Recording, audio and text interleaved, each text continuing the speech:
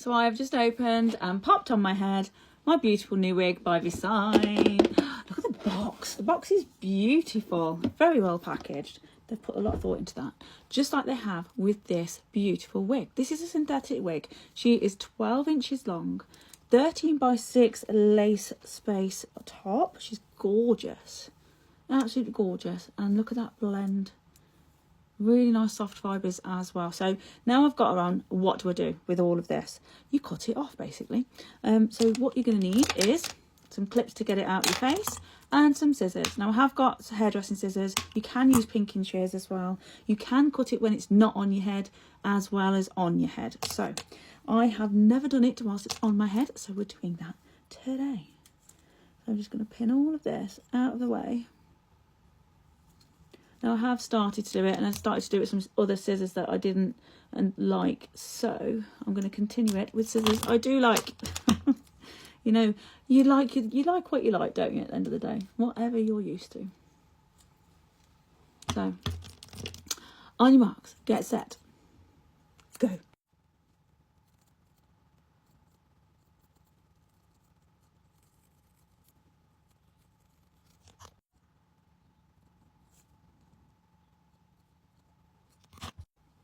So when you're kind of happy with it, take it off. Now, what I will need to do actually, because that's the first time I'm ever doing it like that, which I didn't quite like if I'm being honest, so I'm never doing that again. So what I'm going to do is I'm going to take it off and I'm just going to trim even neater, more closer towards that hairline. So hold please.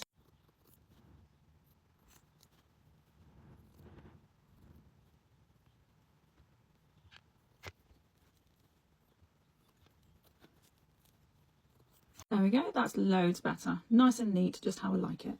Right, let's get it on. Now I usually take that silicone strap band off, but I'm just going to put it straight on because I just want it on my head so I can see what it looks like. Yeah, loads better. Loads better. Right, now what you also can do is spend the time just kind of guiding that around your ear as well.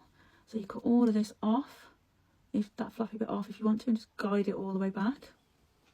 Or you can keep it, glue it down, or you can tuck it under, which is pretty much what I do normally, because you just never know when you want to glue it and have a really good installation.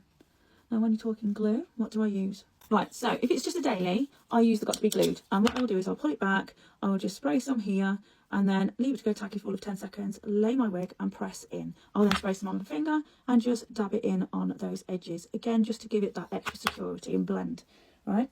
Or if it's want something extra special, I use this. This is the Ebin Wonder Lace Bond, and it is amazing. Literally same method, spray underneath.